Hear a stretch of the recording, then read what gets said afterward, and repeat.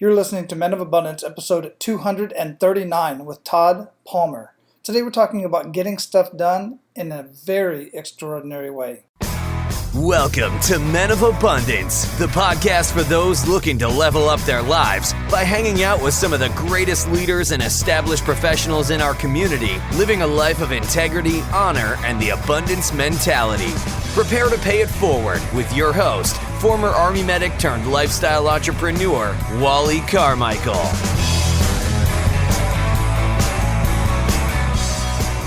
What is going on, Men of Abundance? I am Wally Carmichael, your founder and host of the Men of Abundance podcast, the Pay It Forward community, where we are proving to you that you can, in fact, live a life of abundance in family, faith, finances, and fitness. So I got a question for you before we get started here today. How are you doing?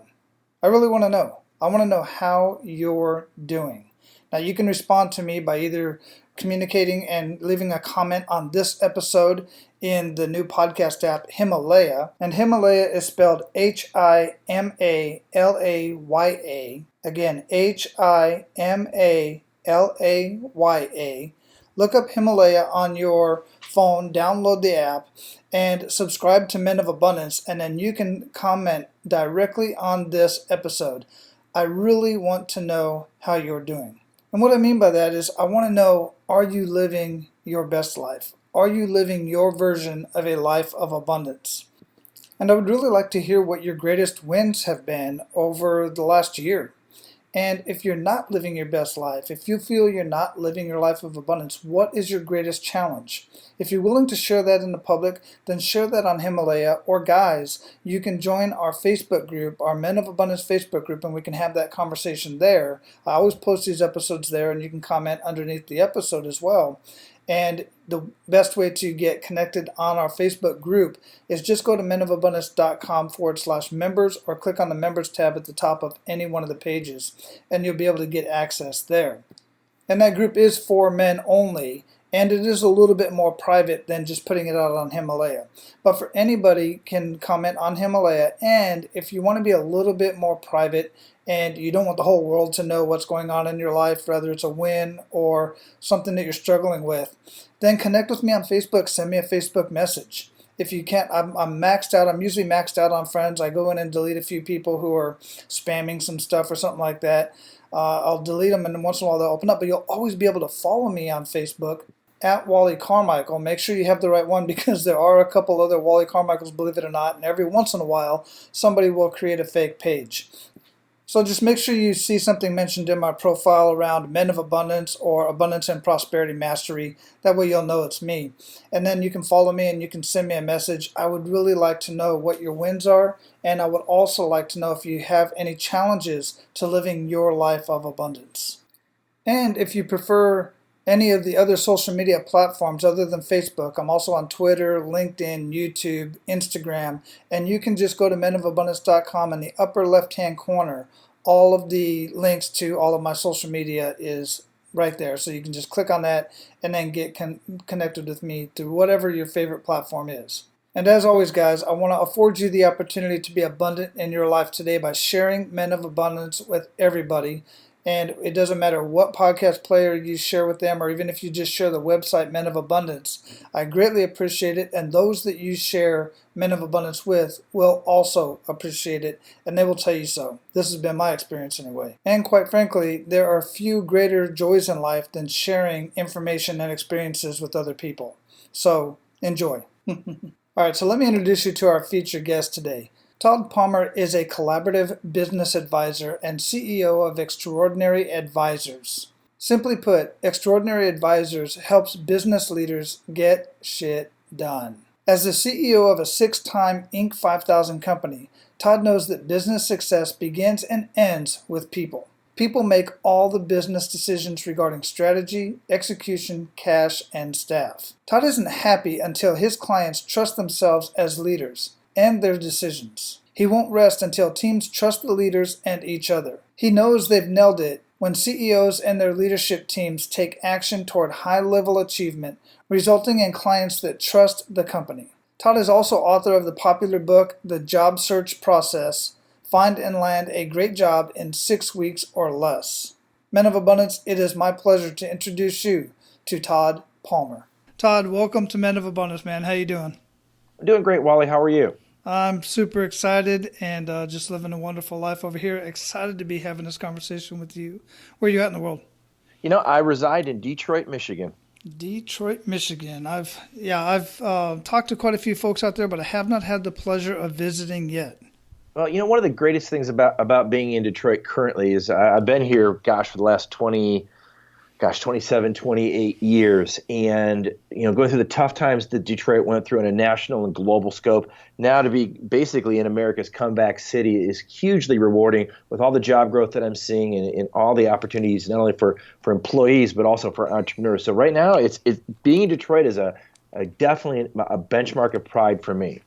Yeah, based on what you do, and we're going to get more into what it is that you do specifically, but based on what I know of you thus far, I bet you have at least a little bit of, I don't know about responsibility is the word, but participation in some of that.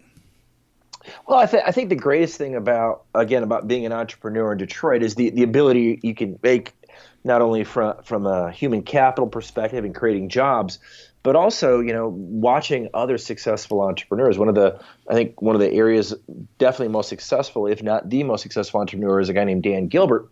Dan is, he owns Quicken Loans. He owns the Cleveland Cavaliers. And when Detroit was going through its really tough times, Dan bought over 100 buildings in downtown Detroit. That's the great advantage of having cash, right? Being so liquid. Mm-hmm. And he's brought in over nearly 20,000 white-collar jobs in less than 5 years. And so Detroit is absolutely making a comeback, and this time it's not due to the automotive industry, which is, again, that kind of diversification is awesome. And just being a small part of that as an entrepreneur here is hugely rewarding.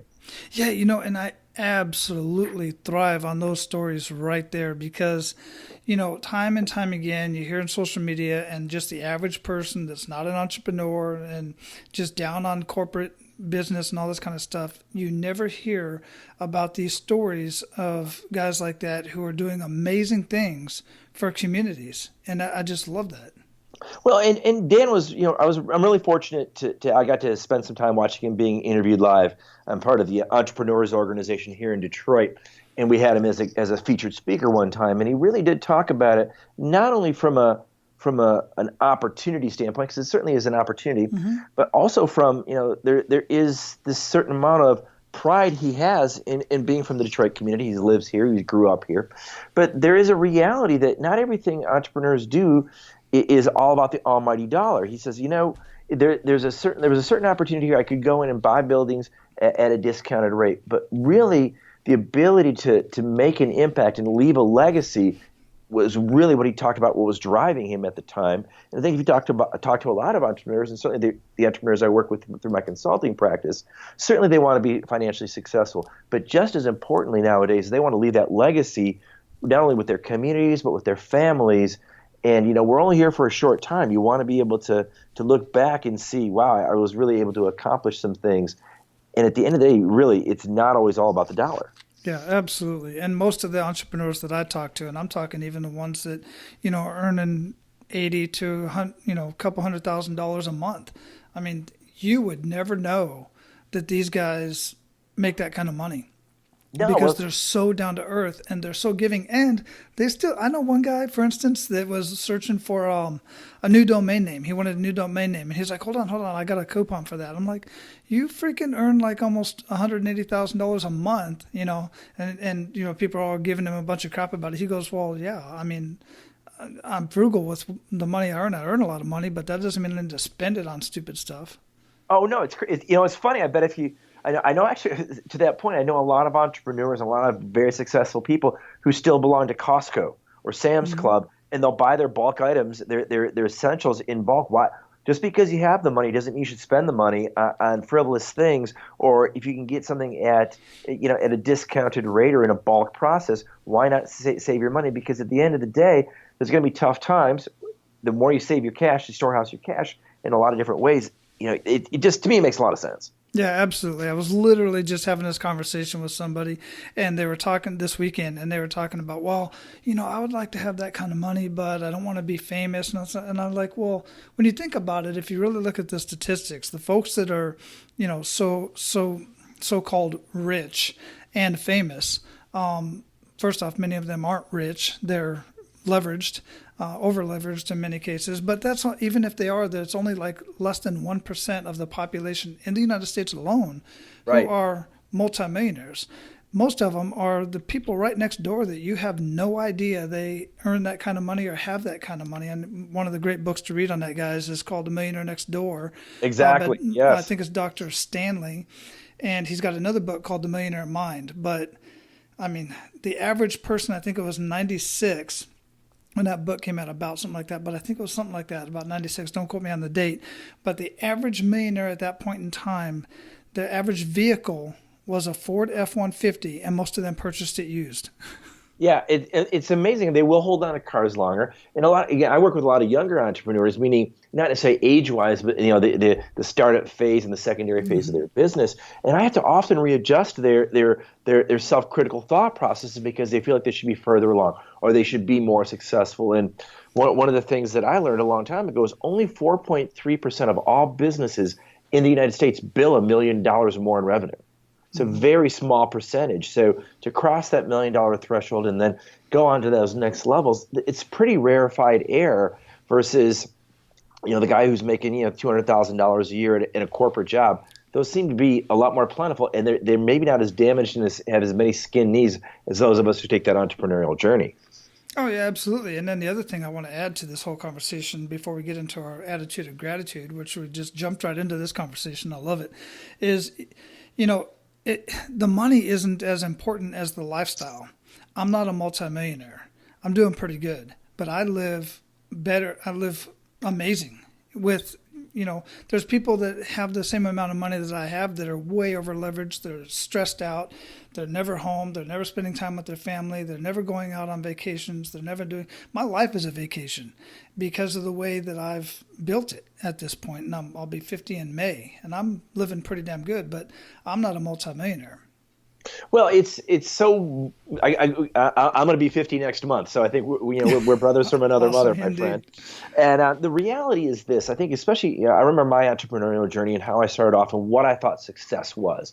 And success was, how big of a car can I drive? How big of a house can I live in? Can I have this toy or that toy?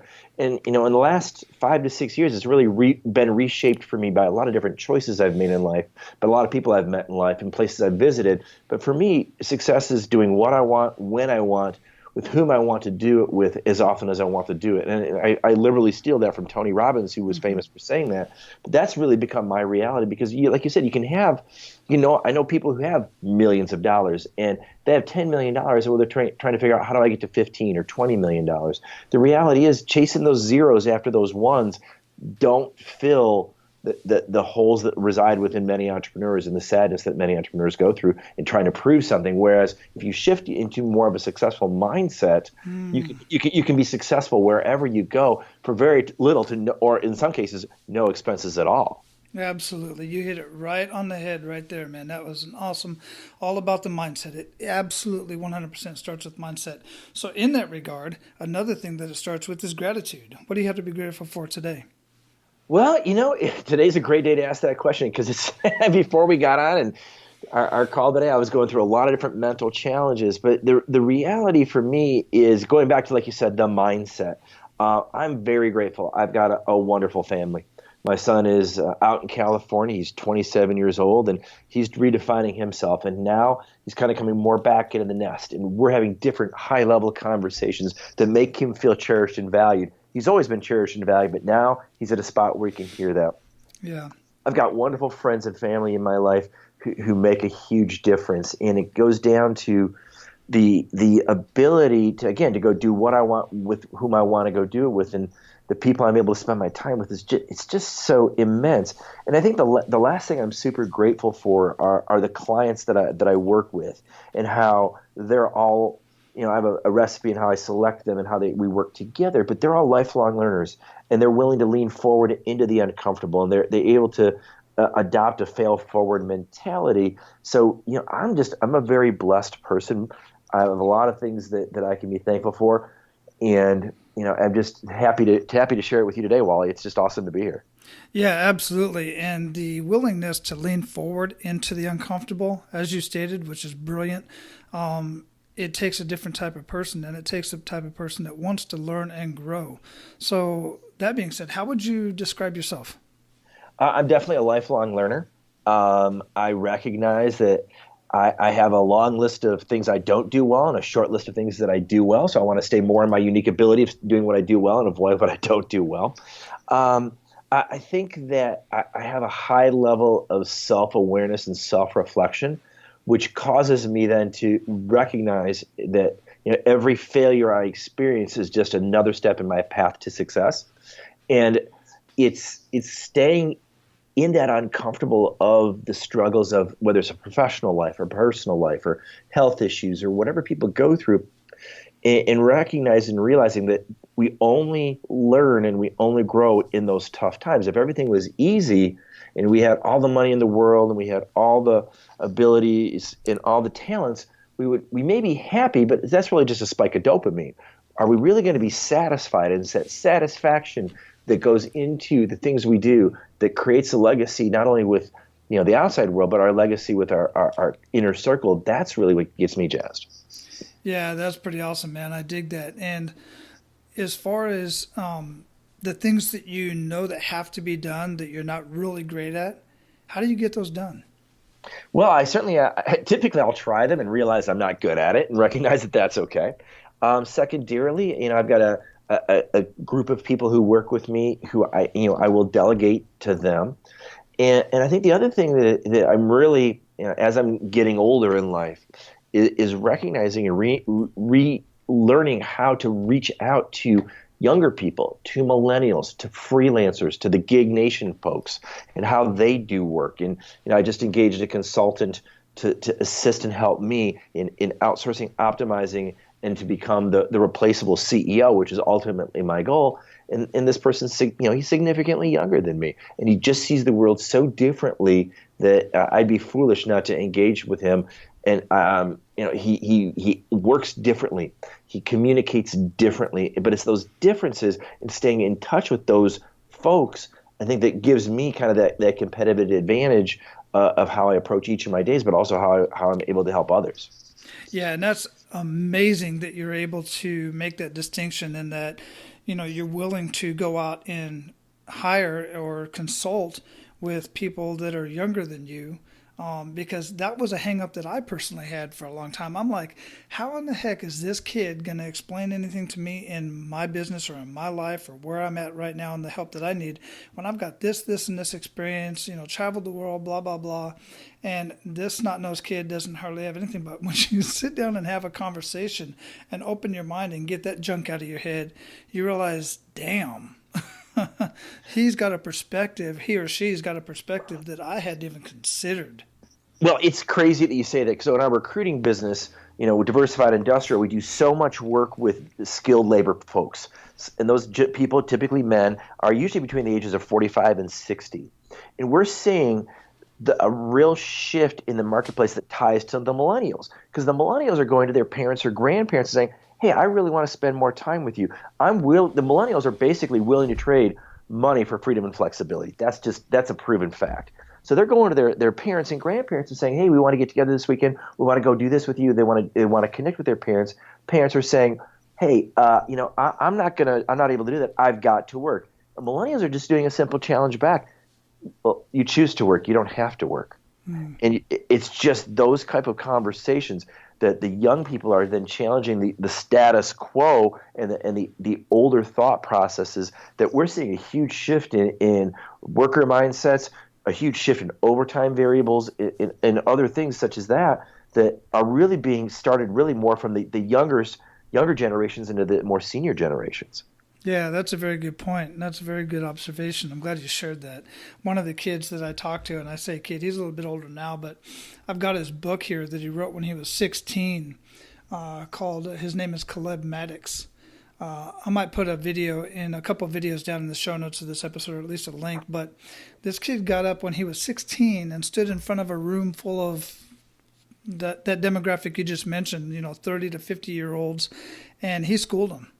Mm-hmm. I mean, he really laid it down. Now, this kid has also had personal, close conversations with Tony Robbins and many other guys, in large because, of his connections. But he made those connections. And one video that blew my mind is, and this book was recommended to me by, Greg Walker, I believe it was, because he had connected with this guy.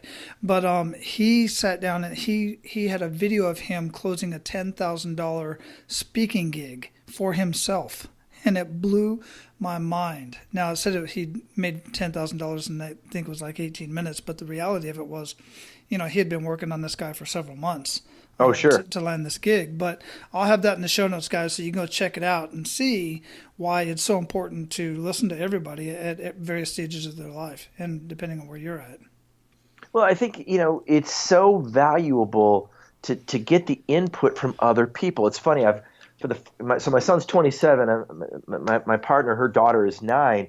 And now I'm listening to a 9-year-old. And how she sees the world and how she pivots off of things and how she intakes data points and how she's such a visual learner through the YouTube platform and other things like that. And how she does problem solving that is so different than the way, people of our generation, Wally, did problem solving. Yet she's still solving problems, and sometimes she's solving them with a whole lot less stress. Yeah, absolutely. So, all these amazing things that you have going on and, being an entrepreneur, I'm pretty sure you've had a few kick in the gut moments, and rather personal or professional. If you would, share one of those kick in the gut moments with us and really make us feel that. Yeah, well, it's interesting that you said it because I was, people would contact us and want me to come and speak and talk about being on the Inc. 5000 a record 6 times at that point, and how coming and talk to our high school kids or the college kids or our business people about being successful. And I'd say, the reality is, nobody is an overnight success, and we've all suffered through things. We watch a movie like Rocky, and you got to watch him struggle and get there to get to the title fight. And my journey was no different. 2006. After being in business for 9 years, starting the company on credit cards and friends, family, and fool money, I thought I had it figured out, stepped away from the business, lost a ton of money. I was $600,000 in debt by September of that year. I was 60 days away from running out of cash. I had a toxic and dysfunctional culture. And I was suffering massively from imposter syndrome because I thought I had to have all of the answers, and I didn't. So, I made some really tough decisions. And I walked in and fired my entire company, and I started over. And that was a real, you think about those crossroads moments of life. But I felt awful. My health was poor. I was mentally beating myself up, and thinking this is the worst day of my life. I remember the day perfectly. It was September 9th of 2006. Thinking this is the worst day of my life. The reality was, it was the day I really took responsibility, looked in the mirror, and I started to grow up as an entrepreneur. Boom, we make the Inc. 5000 6 of the next 7 years, and we're well on our way to being successful. But it's those tough times where I had to really lean into those uncomfortable moments where the greatest opportunities became available to us, but also the greatest learning opportunities as an entrepreneur became available to me. So what kind of led up to that? Normally I would ask at this point, how you recovered from that, and you kind of touched on a little bit about that. But I'm interested in this point. What led up to that point to where you just had to come in and fire your whole company? Well, we were letting our clients dictate payment terms, for example. We were letting our clients dictate margin. I had, as a leader, it was more important for me to be liked. I would avoid the difficult conversations. We were just on the beginning of what was going to be the recession, and we didn't know that yet. And so we weren't watching the tea leaves. We weren't watching the marketplace. So it was bad decisions by me as the leader, my unwillingness to have conflict in my life, my inability to lean into uncomfortable conversations and make uncomfortable decisions, combined with marketplace conditions changing, and really letting the inmates run the asylum, so to speak, with the employees and letting them conduct themselves any way they chose to see fit, not holding them accountable to KPIs and to metrics. And all that kind of that big swirl of misery became the perfect storm that almost sank the business. Yeah, and man, that's right on point with what the conversations that I have with other business owners that are doing okay. But the funny thing is many of them, they can't take on any more customers, but they need more revenue and they need more profits. And the fact of the matter is, much of what you just said right there is exactly what's going on in many of these companies. Is one, they're not looking at their numbers, and they're not having those hard conversations with their customers, even with their employees. And that's why I asked that question, because that just super intrigues me. Being a business strategist, it just really intrigues me, all the nuances that go on in a business and how they're so amazing at what they do as, maybe a chiropractor or a dentist or plumber, you name it. But when it comes to business, they just don't understand the strategies and they don't pay attention to the numbers. And it gets them in so much trouble. And it's just sad to see. Well, one of the biggest pivots I had to make in 2006 was to shift my focus and focus more on the margins than on the gross revenue. And I didn't, like I said, I was suffering from imposter syndrome. I didn't know what the right decisions were. So I reached out for help. I hired a coach. I hired a consultant. And I couldn't afford to pay him. So I paid him on a credit card. So I went further into debt because I recognized I'm in over my head. I can't solve this problem alone, and I can't solve it with the people who I currently had on my team. And so he really helped me pivot that mentality that, don't treat it like a checkbook business. Don't treat it as, I can tell all my friends I run a multi-million-dollar company. Well, I'm on a multi-million-dollar company, but I don't make any money. Mm-hmm. Well, then you really don't have much of a business. You're really just doing other things for other people versus doing the right things for the business. And so many people, especially in the staffing and temporary help space, which is where I was, we're so focused on getting to a certain dollar in revenue, and you've got lost leaders in the marketplace who can take on deals to basically keep people busy and take on deals to appeal to bigger accounts and make razor thin margins. I mean, if you look at a lot of the publicly held staffing companies, they make 1, 2, 3% to the bottom line. There's no way an entrepreneur can compete in that space with those kind of crummy margins. We've got to make more and we've got to charge more. So that really focused the business then from being an all things to all people business, kind of a Walmart thought process from a retail space to hey, what can we do differently? How can we be a niche provider in a very specific area? How can we exploit some of those needs in the marketplace? And that's really where we pivoted to. Yeah, absolutely. So, basically what you have now is you have extraordinary advisors. And I love basically the line that I have here in your bio. It talks about extraordinary advisors helps business leaders get shit done. I love it. And so how do you do that? Who is your market? Who are you specifically talking to, and how do you do that? Well, it really comes down to the market that I want to work with is that entrepreneur who realizes that they don't have all the answers and they could use help. They have to have some level of self-awareness. They have to be very focused on being a lifelong learner, which means they do read outside sources like an Inc. magazine or some of the books that maybe you've even talked about today, or go back and look at the archives of like a Jim Collins or a Vern Harnish or someone like that. So that's important. And they also have to be from the perspective of willing to have the difficult conversations. And what I mean by that is, when I sit with my leaders and their leadership teams, I always tell my CEOs that part of our agreement is you always speak last. And most entrepreneurs, is you probably know better than most, like to be the smartest kid in the room. They like to have all the answers and they like to be able to make a lot of the decisions. But the reality is the best decisions are made by teams, and the best decisions are ferreted out through a level of trust with your teammates. So they have to speak last in that environment, and we just go around the room, and that helps quite a bit.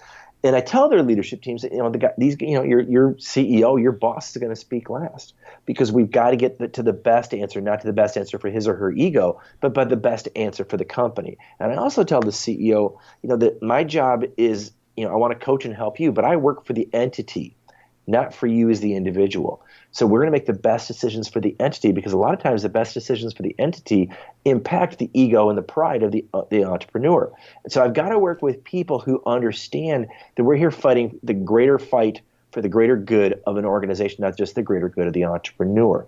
So I put him through a lot of tests. I'm a big fan of colorcode.com.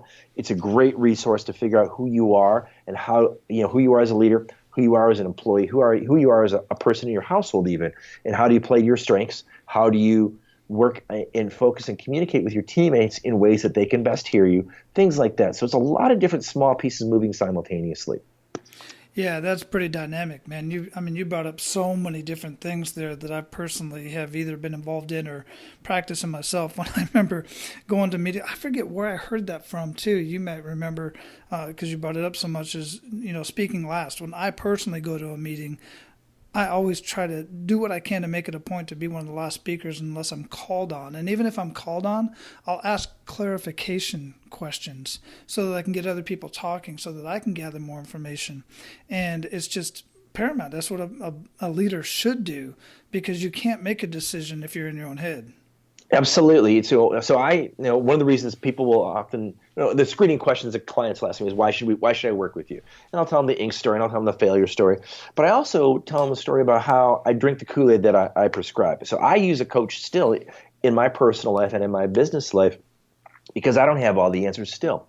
And one of the things that he taught me, and his name is Danny Friedland, and Danny has a real interesting quote when it comes to speaking and being part of leadership teams. He's like, approach everything with a massive sense of curiosity and ask why and ask how and get to the granular roots of things versus assuming you know the answer. Because the reality is we don't know the answer until we reach a bit of a consensus. And the best way to reach a consensus is when all ideas are heard and when the leader approaches things with a massive sense of curiosity.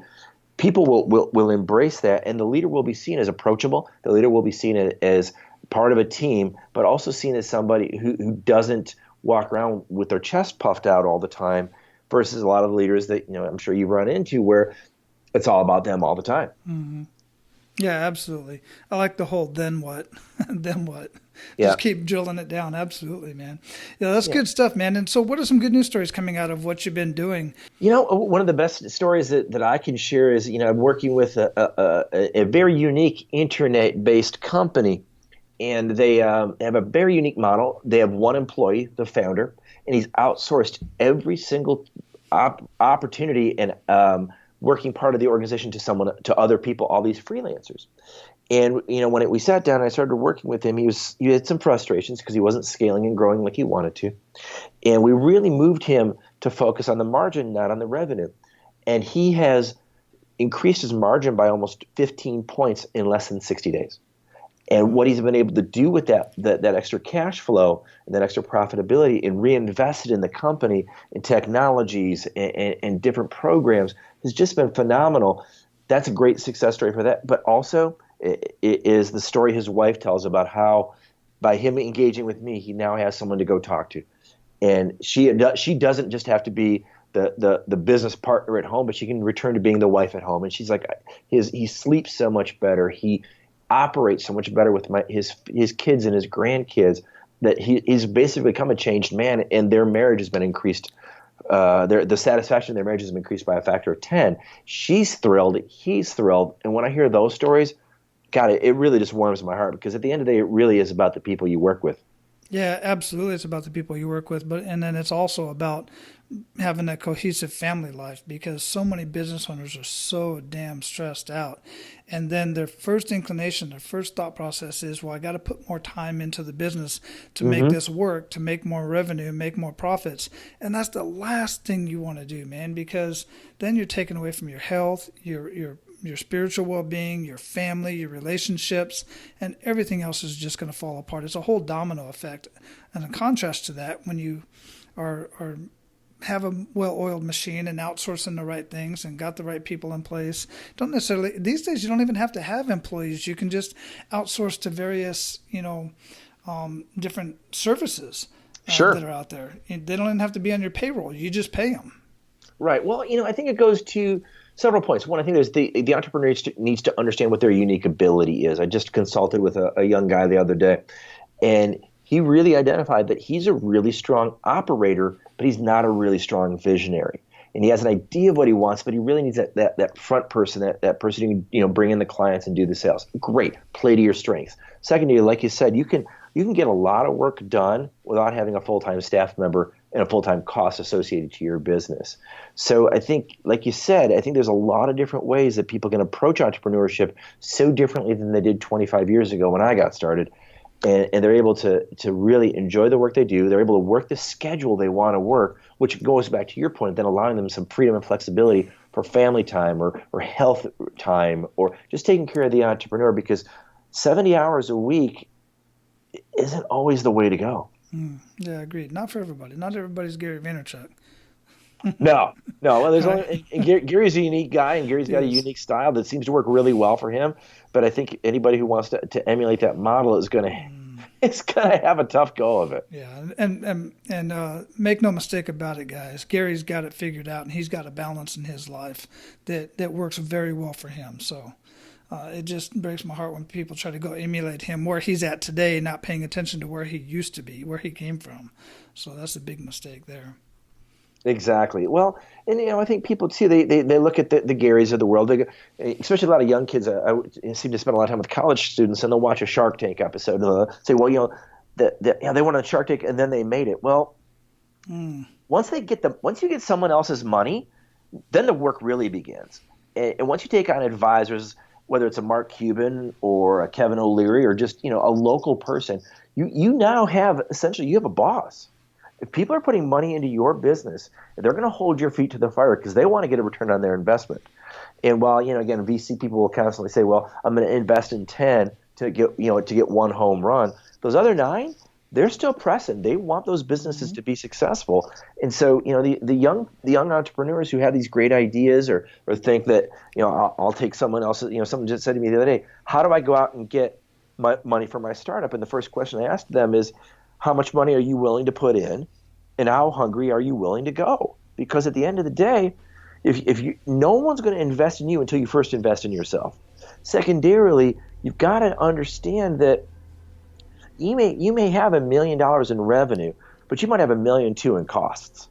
So you got to figure those things out. And it's just still amazing to me how many people think if I get the money in, the money fixes all problems. There's a lot of companies that bring in the money and they grow out of business because they haven't figured out the mechanisms to make the business profitable.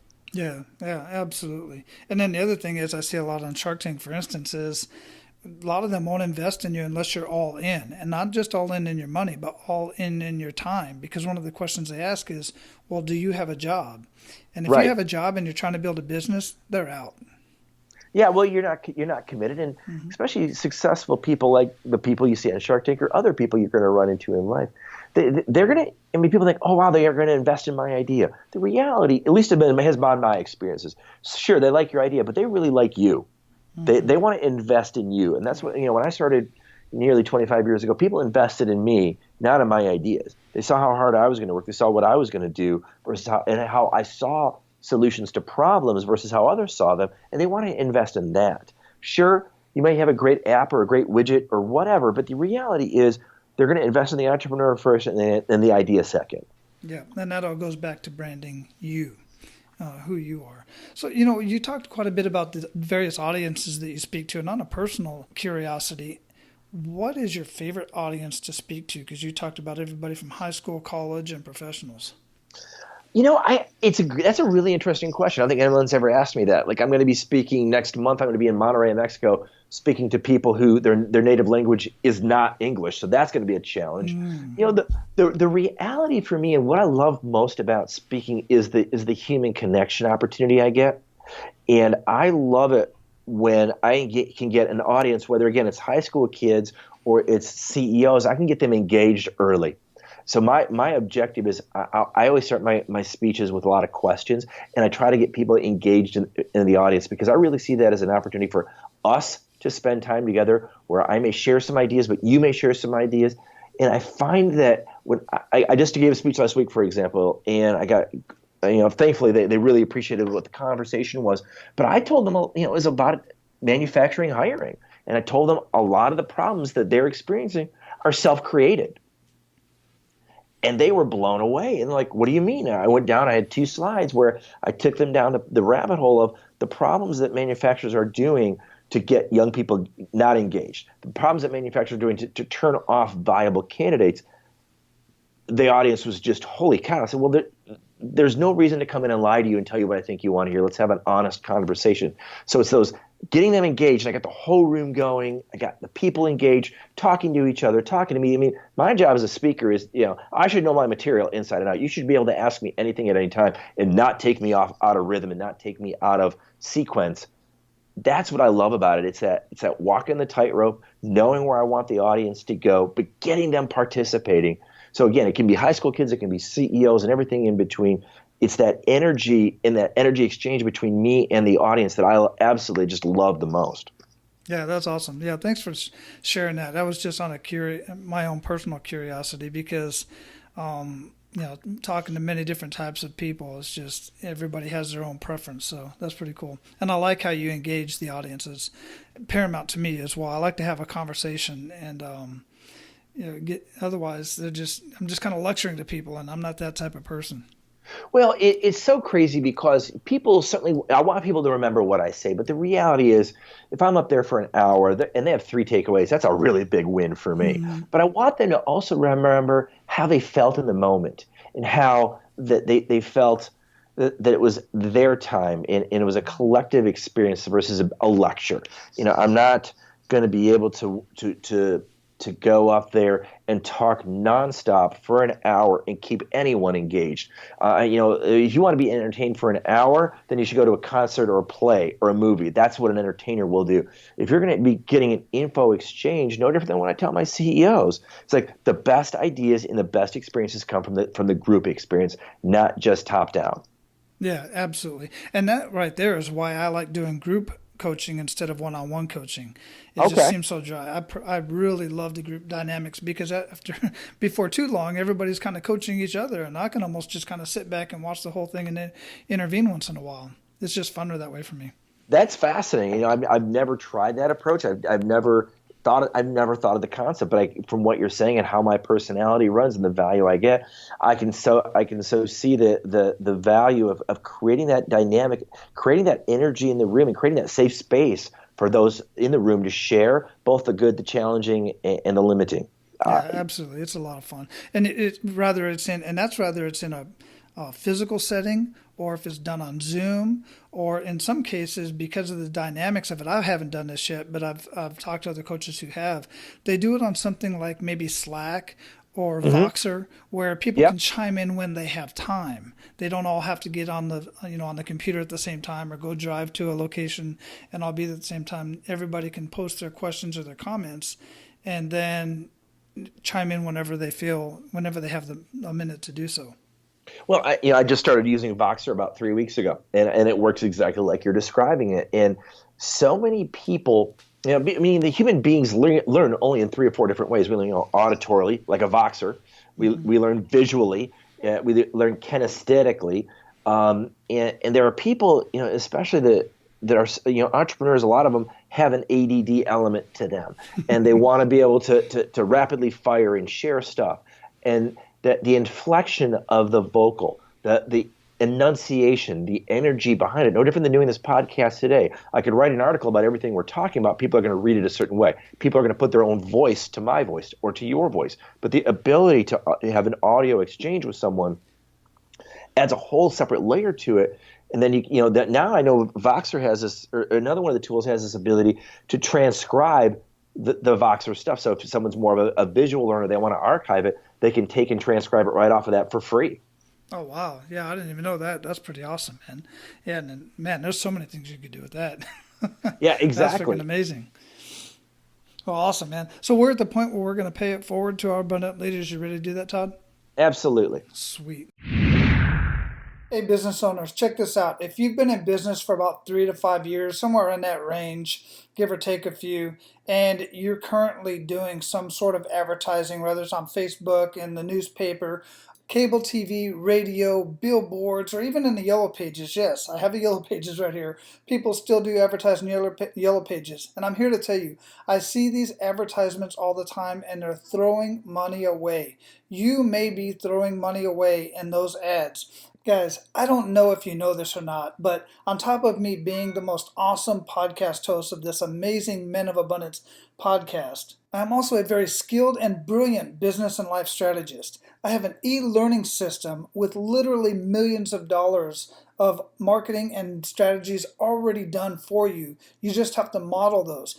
I am partnered with over 100 business coaches that are experts in many different industries. That makes me very confident that I can help you in your business, regardless of what industry you're in. I can help you not only generate more leads, but actually convert those leads into paying customers and repeat customers. I can show you business strategies that will increase your revenue and your profits in a matter of months. But all that aside, I need your help.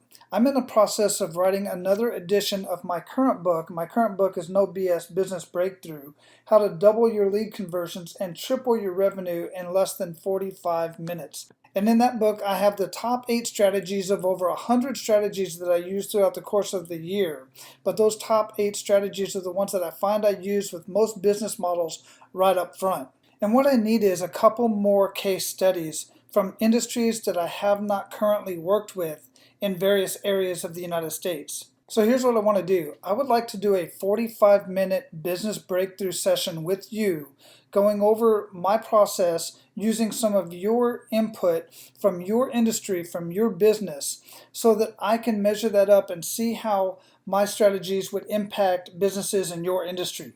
And instead of charging you my normal fee for doing this business audit and this business breakthrough session, what I would like to do is use your data with your permission in my next book and any articles that I may write leading up to the book. I can add your feedback with your name, your business name, or anonymously. It's totally up to you. But the mention in the book or the article would certainly give you some free publicity. And in return for your time and professional feedback, you will certainly walk away from this business breakthrough session with strategies that you can implement that day. And on top of that, I will give you 30 days access to my e-learning platform, where you will have access to the first 4 videos of the 52-week series, complete with workbooks, as well as the first 4 weeks of the e-class, done for you marketing, email campaigns. I'm telling you guys, the first 30 days in the e-learning system will definitely increase your revenue and profits within your business. As long as you implement just one of the strategies that I'm going to share with you within the 45-minute business breakthrough session, or even just one of the strategies that's inside the e-learning platform. So if you're willing to help me out with your professional feedback on how my systems will impact businesses in your industry, then go to menofabundance.com/help Wally, WALLY. menofabundance.com/help Wally is where you can schedule your 45-minute business breakthrough session with me. And as soon as that session is done, you'll be able to implement the strategies we talk about, and I'll give you instant access, 30-day access, no credit card needed, nothing like that, to the e-learning platform. I look forward to talking with you, and I look forward to impacting your business somehow. Now, let's get back to the conversation. So share 1 to 3 actionable steps that men of abundance can take today. Well, I think when it comes to actionable steps they can take today is, first and foremost, reframe or identify, and if you're not happy with what you identify, reframe what success means to you. Like we talked about, success for me at one point meant dollars, meant big house, big car, all that kind of stuff. Now for me, it's those quality experiences of life. So that's, I think, the great thing about, for both of us being closer to 50 than being closer to 20, we can say, hey, listen, let's define what success means to us for the rest of the time we have. And one of the phrases I use a lot is, I want the rest of my life to be the best of my life. Secondarily, for entrepreneurs, I challenge you to focus on the margin and not on the revenue. It's whatever you do, make sure you're getting compensated accordingly for it. So many people will work almost for free or even work at a loss. And I think lastly, for anybody, whether they're an entrepreneur or not, think about where your legacy is going to be. And if you weren't here tomorrow, how did you treat people? Did you treat people in a way that they're going to remember you? Or they are not going to just remember who you were, but how you made them feel? Those would be my 3. Beautiful. What daily habits make the biggest impact in your life? Wow. I saw Sean Akers speak about 5 or 6 years ago, and he talked about a daily expression of gratitude. And that's first and foremost been the number one thing for me. I think for anybody who might be listening today who is even suffering from either mild or severe depression, one of the first things you're gonna be told, and I can attest to it, is a daily expression of gratitude. And I pick 3 people and I try to express that gratitude to them either in a telephone call, in a text message, or a comment on social media. But I want people to know, especially those that are closest to me, how valuable and appreciated they are. I think any kind of daily exercise is valuable. The way the brain fires and how that you get that extra chemical boost from the exercise is huge. And I think lastly, a great daily thing for me to do is just to take some time to sit quietly, meditate, and reflect on the life that I have, maybe the life that I want, and even reflect back on the life that I used to have and how have I evolved as a man on this planet? How have I evolved as a leader in my business? How have I evolved as a leader in my relationships? And just to sit with those things and just kind of listen to see what ideas, percolate. Wonderful. Absolutely beautiful, man.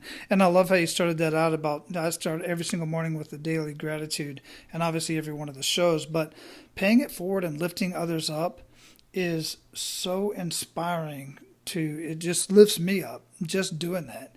And especially when it's done with purpose and sincerely. Well, I think for me, one of the things that I always think about is all the people who've lifted me up and all the people who have supported my dreams and challenged back on some of my crazy ideas and everything in between. And so this conversation today has been so energizing for me, Wally. I'm hoping your audience is getting value out of it. And one of the things that I'd like to offer to anybody who is interested, and all they have to do is mention that they heard me on your podcast, is I'm happy to give an hour of my coaching time for free to pay it forward into the universe, because so many people have paid it forward to me. It's my way of expressing a gratitude to them. So anybody who goes to my website, extraordinaryadvisors.com, types in the connect page, hey, they want to have an hour of my time, I'll get you booked on my calendar. We'll make that time, and we can talk about whether you want to talk about entrepreneurship or where some of the struggles you're experiencing in life, or mindset, or abundance and scarcity, whatever you want to talk about. I'm happy to make myself available for that hour to anyone in your audience who's listening today, Wally. Man, I greatly appreciate that. That is beautiful. I love that you did that. And guys, make sure you take advantage of that. For whatever reason, whatever's going on in your life, take advantage of that. What are you reading or listening to that you would recommend to our abundant leaders, and why? I've just completed a book that just blew me away. It's by Mark Manson. It's called The Subtle Art of Not Giving a F. I don't want to swear on your program, but people can figure out what that means. And he has got such a unique style of explaining things. And he talks about it from, what should we really care about the most? And I was introduced to Mark Manson a couple of years ago through an article he wrote about, I was single at the time, and it talked about, are you really settling in your relationships versus can you identify if the person you're seeing is an F yes or an F no person? And I shared it with a couple of people, and I happened to share it with the person I just had met like 3 days prior, and I shared it with her, and now we've been together, celebrating almost a year and a half now, and she is definitely an F yeah person, and we reference that a lot because it shifts your mindset as compared to so many people will settle, and I think there's so much lost when we settle in any part of our personal life or our professional life. So again, I can't recommend Mark Manson's work highly enough. Yeah, I've heard that book a couple times in my circles, and I have not picked that one up yet. So I've had it on my list for a little while. I'll definitely get to that one. I got too many books on my list. I listened to it on audio because it literally cracked me up. So I found it a real good way on the drive into work, just kind of have a kind of a half hour. It's a quick read, but boy, the great thing about it is we shared it with a group of 8 other CEOs. We did a retreat recently, and we really talked about how it challenges that mindset, again, to focus on what's going to be most important to us as we go through the rest of our lives. Very cool. I'll check that out. I love audiobooks. Problem is I don't commute anymore, so I don't have the time to sit and listen to podcasts and books as much as I used to. But so I got to sit in my office or whatever when I'm working around the house and listen to those. But I'll definitely get to that one. What do you feel holds most people back of all the people that you've had conversations with and all the groups you've worked with? What do you feel holds most people back from living a life of true abundance? I think they look at the world as having a sense of scarcity. I think if people look at, well, if that person gets something, that means there's nothing left for me. Whether it's money, whether it's love, whether it's relationships or connections, and so I think, and that all comes down to their mindset. Not looking at the world as having abundance versus scarcity, and I think the other thing is a lot of people get so wrapped up on just being happy, and I tell a story on stage about that. For me, it's like my mom would often say to me, "Honey, I just want you to grow up, go to college, marry a pretty girl, start a family, and just be happy."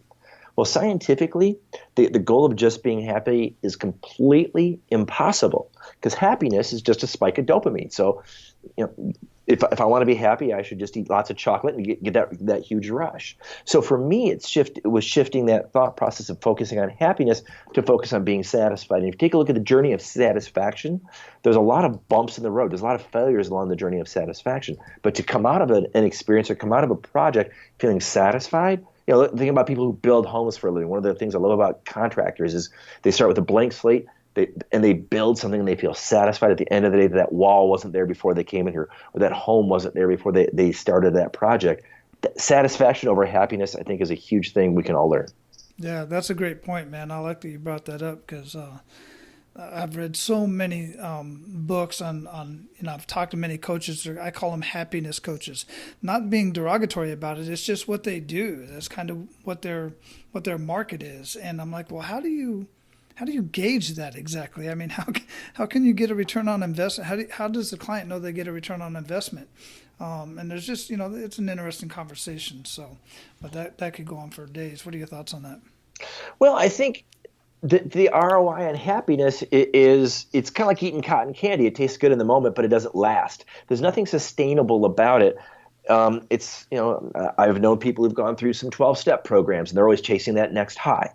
And that's what happiness is. Happiness is that next high. It's that next spike. It's that next, increase of dopamine. The reality is life's satisfaction, at least for me, life satisfaction is leaning into those uncomfortable moments, having those soul-filling conversations with people you love and care about, even if they're difficult, even if it's pointing out a blind spot, using the Johari window mentality of, there's a part of me that I know, the part of me that you see. There's a part of me that I see that you don't see. There's a part of me that you see that I don't see, and getting access to your input on who I am as a man is hugely critical. But it doesn't mean it's going to be a happy conversation, but it can certainly be satisfying, because it's going to cause me potentially to make different choices, and those different choices can have different results that can lead to a satisfying life.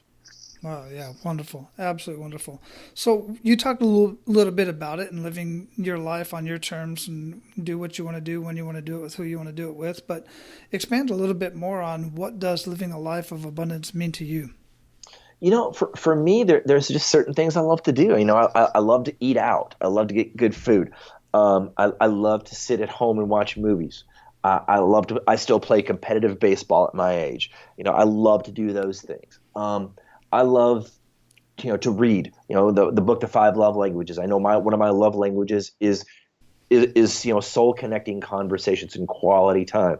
I love those conversations with people. When I'm on stage, I love the light bulb moments that people have in the audience. It's all these little things.